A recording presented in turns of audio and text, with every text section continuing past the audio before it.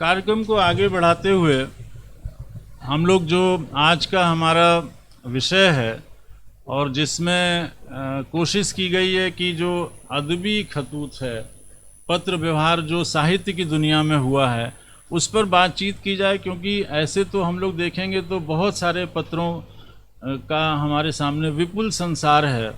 बहुत सारे पत्र हैं जो राजनीतिज्ञों द्वारा लिखे गए हैं, बहुत सारे दूसरे समाज के अन्य लोगों द्वारा लिखे गए हैं, लेकिन उस लंबे विस्तार में न जाते हुए हम लोगों ने कोशिश करी है कि आज ख़ास तौर से जो साहित्य की दुनिया और उसमें भी जो बहुत चर्चित प्रसंग हैं या जो प्रकाशित हैं, क्योंकि बहुत सारा जो पत्र व्यवहार हुआ है बहुत उतना प्रकाश में नहीं आया। ये जो एक काम प्रियंवत जी ने अभी शुरुआत इसकी करी है, जिसका पहला खंड आया है, आप समझिए इतने सारे पत्रों को एकत्रित करना, सबसे पहले तो उन पत्रों को एकत्रित करना, और फिर आज से अगर 40 साल या 50 साल पुराना कोई पत्र है तो उसकी क्या स्थिति है, उसको ठीक से पढ़ पाना, उसके हिस्सों को संभालना, ये एक बहुत बड़ा जिम्मेदारी का काम है और बहुत मुश्किल काम भी है। हिंदी में या दूसरी भारतीय भाषाओं में और ख़ास तौर से जो यूरोप की भाषाएं हैं, अंग्रेजी है, उसमें तो बहुत ज़माने से ये पत्र लेखन की परंपरा की शुरुआत है। चाहे वो अंग्रेजी के शुरुआती दौर के कवि हों, बहुत सारे जो रोमांटिक पोएट्स हैं, शैली हैं, कीट्स हैं, मिल्टन हैं, या जो और उस समय के दौर के साहित्यकार रहे, वहाँ से ये पत्रों के लेखन, क्योंकि और कोई जरिया था ही नहीं और कोई माध्यम था ही नहीं हमारे पास बातचीत का, संवाद का, यही एक जरिया था। तो वो बहुत सारे पत्रों का संकलन हुआ है। हिंदी में ख़ास तौर से जहाँ तक मैं देखता हूँ कि ये 20वीं शताब्दी का जो आरंभिक दौर है, दूसरा तीसरा दशक है, वहाँ से हिंदी में इन खतों को एकत्र करने का और इनको संकलित करने का या प्रकाशित करने का काम शुरू हुआ, जिसमें 1904-05 के आसपास एक पहला पत्रों का संग्रह आया, जिसमें उस समय के बड़े साहित्यकारों के कुछ पत्रों को संकलित किया गया था। उसके बाद 1920-30 के दशक में महावीर प्रसाद द्विवेदी का जो पत्र लेखन था, उसके बाद में जो निराला का दौर है, या जो बाद के रचनाकार हैं, छायावाद के पंत हुए, प्रसाद के पत्रों का संग्रह उनके पुत्र ने किया, रत्न शंकर प्रसाद ने। पंत जी के पत्रों का संग्रह बच्चन जी ने किया, उनके बहुत चुनिंदा 200 पत्रों का संग्रह वो प्रकाशित हुआ था।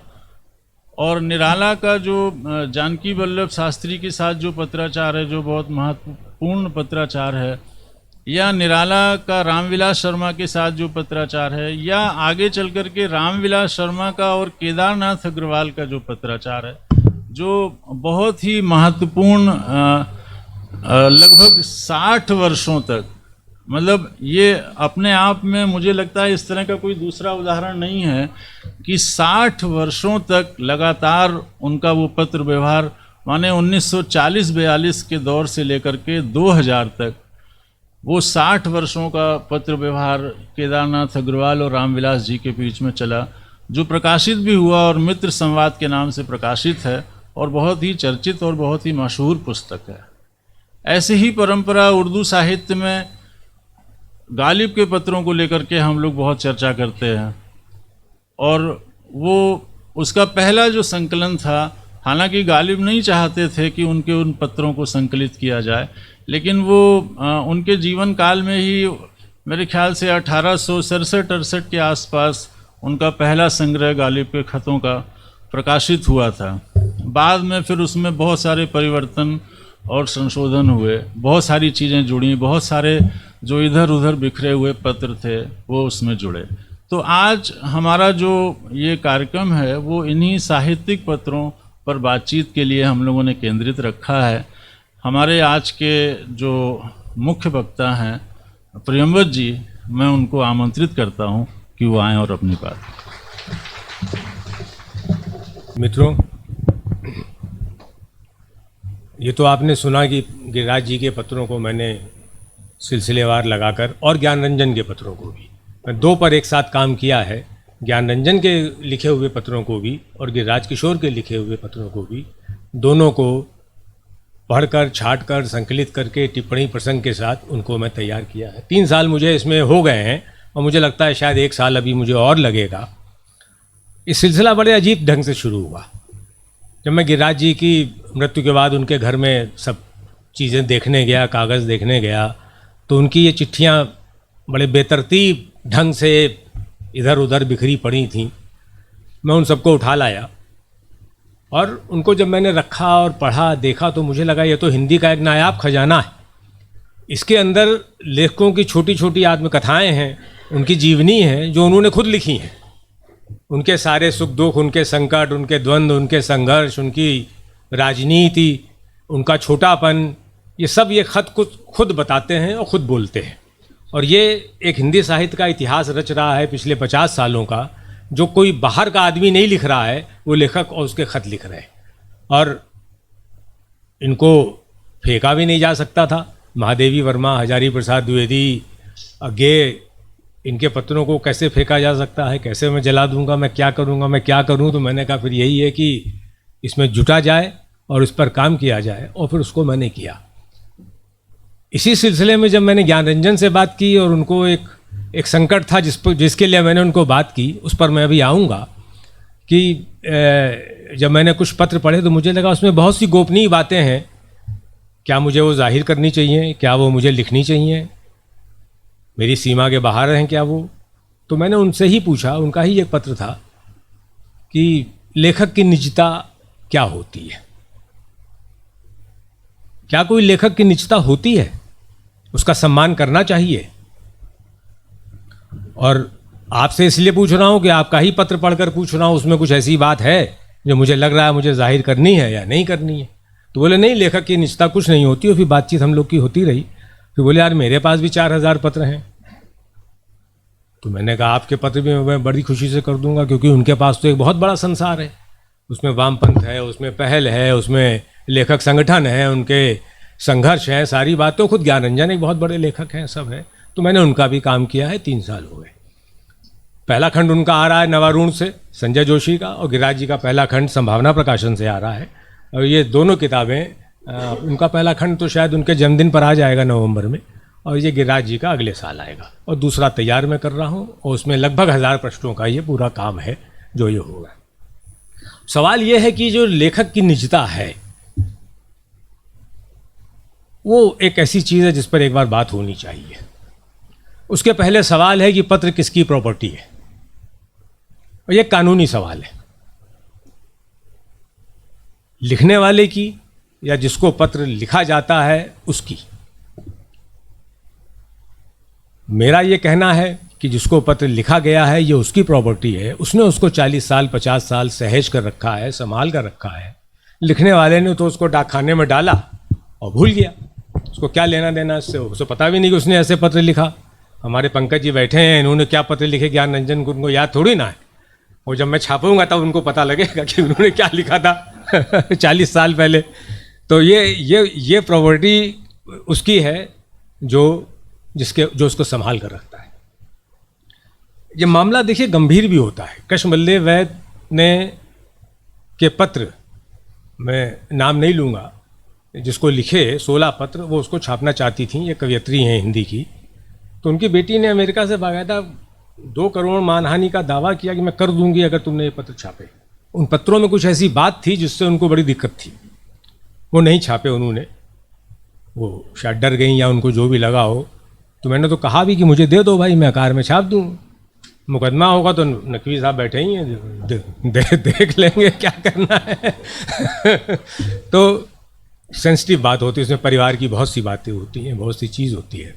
मेरा ये कहना है कि अगर निजता कुछ होती है लेखक की, संविधान में तो निजता का अधिकार है। अभी कुछ दिन पहले वो 9 जज की बेंच बैठी जिसने एक तरफा फैसला दिया कि आपके फंडामेंटल राइट में आपकी निजता का अधिकार है, प्राइवेसी का अधिकार है। ये दुनिया में सबका हो सकता है, लेखक का नहीं हो सकता। मेरा ये कहना है, लेखक का कोई निजी अधिकार नहीं होता, कोई फंडामेंटल राइट निजता का नहीं होता। जब वो कविता कहानी में अपने आप को खोलता है, अपनी बात कहता है, हम उसको पढ़ते हैं, हम उसको सुनते हैं, उसकी निजता उसी वक्त खत्म हो जाती है। वो जो उसके मन की जितनी गहरी से परतों के नीचे छिपी बातें हैं वो लिखता है, और हम उसको पढ़कर उसको जानते हैं तो उसकी निजता नहीं होती। और अगर वो अपनी निजता की इतनी रक्षा करना चाहता है तो उसको वो लिखना नहीं चाहिए। वो डायरी भी लिखता है, वो संस्मरण भी लिखता है, कुछ लोग स्वप्न भी लिख देते हैं।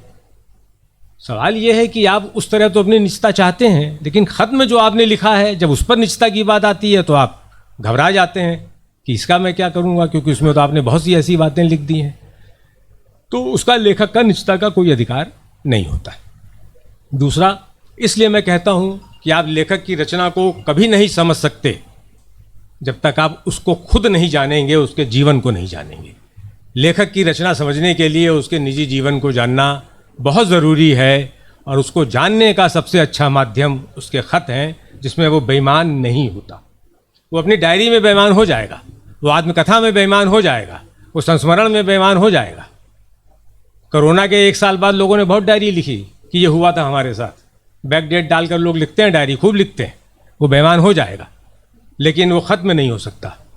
जब वो अपनी बेटी की शादी, अपने बेटे की नौकरी, किसी राजनीतिक संगठन में या लेखक संगठन के साथ अपने झगड़े, इनको लिखता है किसी को, तो ये सोच कर तो नहीं लिखता कि कहीं ये 40 साल बाद रोशनी में आएंगे। ईमानदारी से लिखता है, सच लिखता है, तो उसमें वो सच बताता है। और ये दुनिया के अगर हम और लेखक देखें तो वहाँ ये संकट नहीं है। ये संकट हिंदुस्तान में है, हिंदुस्तानी लेखक का है, और हिंदी का बहुत ज़्यादा है, उर्दू का तो उतना भी नहीं। हम कभी नहीं समझ सकते कि गालिब क्यों इतना मरने को बेचैन रहते थे। क्या उनको चीज़ परेशान करती थी? उनकी बहुत बड़ी ख्वाहिश थी कि मौत जितनी जल्दी हो आए। क्यों इनकी शायरी में इतनी मौत की तड़प है? आप खत पढ़िए, आपको सब समझ में आ जाएगा। 2 मिनट में आपको समझ में आ जाएगा कि ये आदमी क्यों मौत उसके यहाँ इतनी है और इतनी इच्छा है। सवाल ये है कि आप लेखक को भी अगर समझना चाहते हैं तो आपको उसके खत समझने में मदद करते हैं। ख़ास तौर से विदेशी लेखक जो कुछ भी नहीं छिपाते, जिनकी जो जीवनी लिखते हैं वो भी बहुत ढूंढकर बहुत गोपनीय चीज़ें निकालते हैं, और ख़ुद वो भी लिखते हैं अपनी आत्मकथा में, और ये सारी बातें उनके ख़तों से जाहिर होती हैं। तो लेखक की निजता कुछ नहीं होती, ये मेरा कहना है। अगर लेखक को समझना है तो उसका जीवन जानने के लिए उसके ख़त ज़रूरी हैं, अगर उपलब्ध हैं, जो कि लगभग सब ने लिखे हैं। दुनिया में सारे जितने बड़े लेखक हैं उनके खत उपलब्ध हैं, वो छपे हैं और वो प्रकाशित हैं। अब मैं यहाँ कुछ आपको 2-4 लेखकों के, दुनिया के बड़े लेखकों के कुछ खत के टुकड़े सुनाऊंगा, और आपको ये थोड़ा सा खुद समझ में भी आएगा और इशारा भी करूंगा कि कैसे ये उसकी रचना को समझाते हैं और देखते हैं। हमारी पिछली सदी का सबसे बड़ा उपन्यास जो बहुत जिम्मेदारी के साथ किए हुए सर्वे से आया है, यूलिसीज है। और यूलिसीज को लगभग एक स्वर से माना जाता है कि ये उस सदी का सबसे बड़ा उपन्यास है, और आज तक का भी लिखा हुआ हो, बहुत से लोग ये मानते हैं, तो ये भी है। उसको समझना लगभग नामुमकिन है। मतलब मैं बिल्कुल इत्मीनान से कह रहा हूँ कि उसको समझना लगभग असंभव है जब तक आप उसकी कुंजी नहीं समझेंगे, और वो कुंजी कहाँ है, कैसे है, वो एक अलग बात है। जेम्स जॉयस कहता था कि मैं एक पहेली छोड़कर जा रहा हूँ जिसको मेरे बाद लोग सुलझाते रहेंगे, तो उसकी पहेली लोग 100 साल से सुलझा रहे हैं और समझ में नहीं आया। जेम्स जॉयस ये भी कहता था कि मैं एक उपन्यास लिखने के पहले एक उपन्यास लिखूंगा जिसके लिए 16 साल लूँगा, 10 साल तैयारी के और 6 साल लिखने के। उसने यूलिसीज 16 साल में लिखा। उसने 10 साल उसकी तैयारी के लिए लिए और 6 साल उसके लिखने में लिए। 7 उसकी आँख के ऑपरेशन हुए, आखिरी समय में वो लगभग अंधा था। सैमुअल बेकेट उसको पढ़कर सुनाता था और उसके नोट्स लेता था। उसका उपन्यास यूलिसीज 1919 में आया जब फर्स्ट वर्ल्ड वॉर ख़त्म हुआ। उसके पूरे उपन्यास में एक शब्द प्रथम विश्व युद्ध पर नहीं है, युद्ध पर नहीं है, उसमें किसी ज़िंदगी पर नहीं है। जो उपन्यास में यथार्थ और समकालीनता और इसकी बात करते हैं, वो इस बात को गौर से सुने कि 5 साल के पूरे विश्व युद्ध में यूलिसीज के उसी दौरान लिखे जा रहे 6 साल में एक शब्द प्रथम विश्व युद्ध पर नहीं। वो कैसे बना यूलिसीज का लेखक? अगर आप उसको नहीं समझेंगे, उसकी ज़िंदगी नहीं समझेंगे, तो यूलिसीज की आत्मा आप नहीं समझेंगे। मैं उसका एक अपनी माँ को लिखा हुआ पत्र, उसका एक टुकड़ा सुनाता हूँ। 21 फरवरी 1903, 16 साल के हिसाब से जब वो यूलिसीज लिखना सोच रहा होगा या उसके दिमाग में विचार आया होगा, तब उसकी ज़िंदगी कैसी थी, वो क्या था, आप इसको सुने। वो अपनी माँ को लिख रहा है, उससे दूर है। पिछली बार तुम्हारे भेजे हुए 3 शिलिंग 4 पैनी मेरे बहुत काम आए, क्योंकि मैंने 42 घंटों से कुछ भी नहीं खाया था। आज मुझे कुछ खाए हुए 20 घंटे हो गए, 20 घंटे हो गए हैं, लेकिन उपवास के ये कुछ दिन मेरे लिए अब मामूली बात हो गए हैं। जब मुझे पैसा मिलता है, मैं इतना भूखा होता हूँ कि धन का बहुत बड़ा हिस्सा जल्दी ख़त्म कर देता हूँ। मुझे लगता है जीने का यह नया तरीका मेरे हाजमे को नुकसान नहीं पहुँचाएगा। अगर मेरा पास पैसा होता तो मैं एक छोटा सा तेल का स्टोव खरीद लेता, और जब मैं बुरी तरह पस्त होता तो अपने लिए मैक्रोनी ब्रेड के साथ पका लेता। मुझे खिलाने के लिए तुम घर का जो सामान बेच रही हो, मुझे उम्मीद है उसमें नया खरीदा हुआ कालीन नहीं होगा। यदि ऐसा है तो कुछ मत बेचना, वरना मैं पैसे डाक से वापस भेज दूंगा। तुमने मुझे जो आखिरी पैसे भेजे थे, उम्मीद है उनसे मैं सोमवार सुबह तक खींच लूँगा। फिर मुझे एक और उपवास करना होगा। मैं दुख के साथ लिख रहा हूँ कि सोमवार और मंगलवार उत्सव कार्निवाल के दिन हैं, और शायद पेरिस में तब अकेला मैं ही हूँ जो भूखा रहूँगा। 21 फरवरी 1903 को अपनी माँ को लिखा जेम्स जॉयस का पत्र।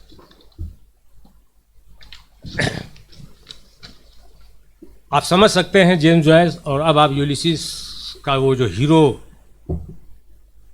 16 घंटे घूम रहा है, 16 साल को उसने डबलिन में 16 घंटे घुमाया है अपने हीरो को। अद्भुत उपन्यास है, और 1 साल के बराबर उसका 1 घंटा, और वो उसने जिस तरह भी लिखा है, ये उसका एक पत्र बताता है। वॉन गॉग की जिंदगी में उसकी एक पेंटिंग नहीं बिकी।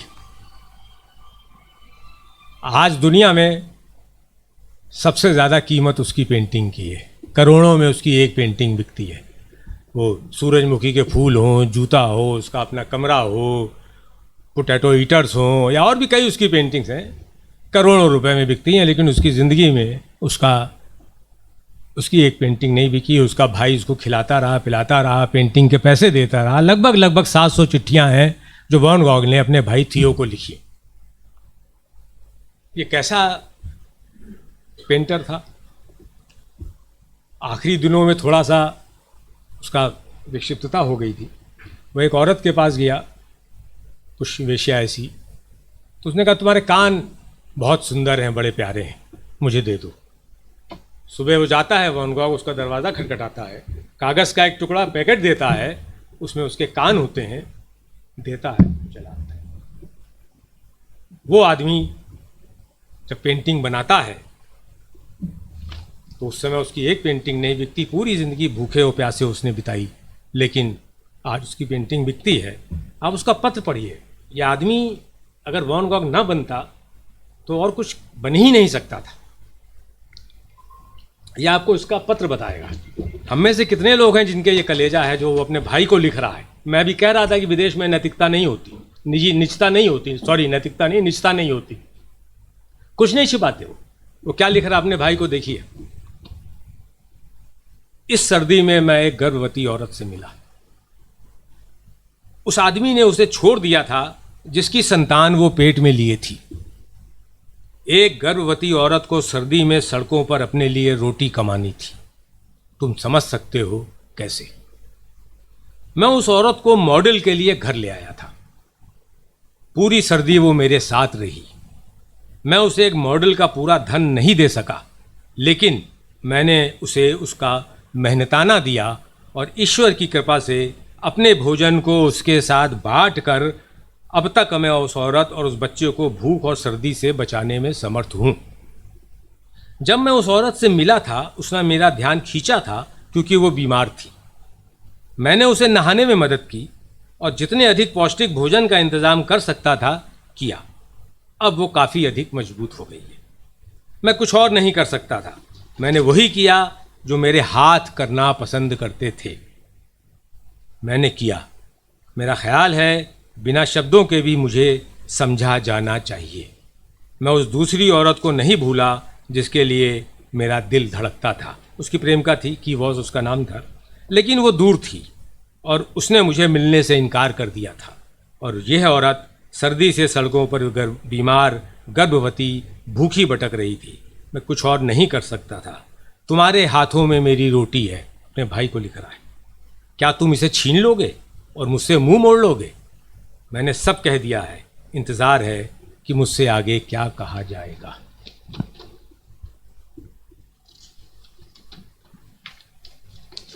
हमारे अपने शरद चंद्र। भारत में लगभग हर भाषा में देवदास पर फिल्म बनी है। 14 या 15 भाषाएं हैं जिनमें देवदास पर फिल्म बनी है। शरद चंद्र कहते थे मेरा सबसे खराब उपन्यास देवदास। 19 या 20 साल की उम्र में उन्होंने लिखा था और जो वो अपनी ज़ाती ज़िंदगी में करते थे वही उन्होंने देवदास का चरित्र दिखाया है। तो वो कहते थे शरद चंद्र, मैं अगर गलत नहीं हूँ तो उनका विवाह भी कैसे हुआ? वो रंगून में थे, किसी एक बहुत मामूली से आदमी के घर के ऊपर किराए पर रहते थे और बहुत गरीबी का जीवन शरदचंद्र खुद जी रहे थे। तो उसकी एक बेटी थी जो मकान मालिक के। एक दिन वो उसको बहुत डांट रहा था, कुछ कर रहा था, खाने पीने को नहीं था। तो शरदचंद्र बोले क्या करते हो, इसकी शादी कहीं क्यों नहीं कर देते? तो बोला कौन इससे शादी करेगा, तुम करोगे? कर लूँगा। और फिर शरदचंद्र ने उससे शादी की और वही उनकी पत्नी बनी। शरदचंद्र का पत्र पढ़िए, सुनिए। ये पत्र उन्होंने 25/4/25 को लिखा है अपने एक मित्र को, सुरेन। प्रिय सुरेन, तबीयत ठीक नहीं है, भेलू नहीं रहा।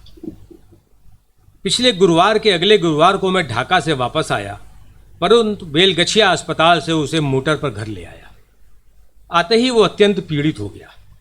डॉक्टरों ने कहा एक्यूट गैस्ट्राइटिस हुआ है।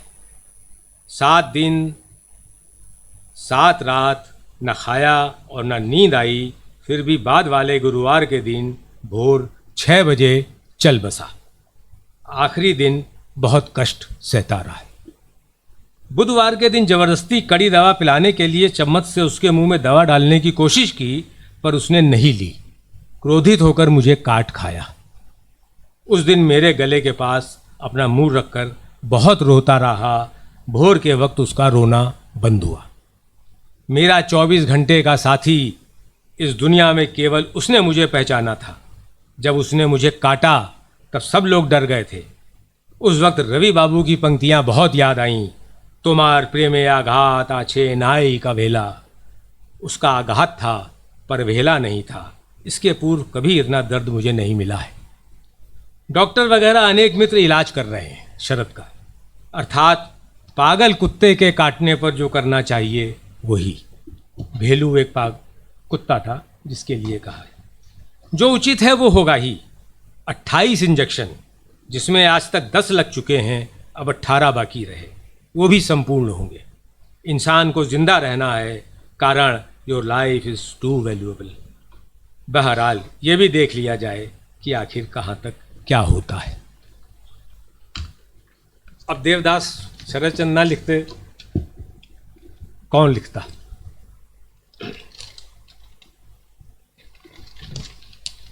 मेरा टाइम बता दीजिएगा। नहीं, खतों से देखिए, ये भी एक बड़ी दिलचस्प बात पता लगती है, एक लेखक दूसरे के बारे में क्या सोचता है। ऊपरी तौर पर आप कुछ भी मिलते जुलते हो, हंसते बोलते हो, गले मिलते हो, लेकिन आप खत में अगर अपनी असली भावनाएं उसके लिए लिखते हैं। फ्लॉबेयर ने मादम बावेरी लिखी और बाल्जाक उसी समय में था। मार्क्स कहते थे कि बाल्जाक मार्क्स को सबसे बड़ा उपन्यासकार मानते थे।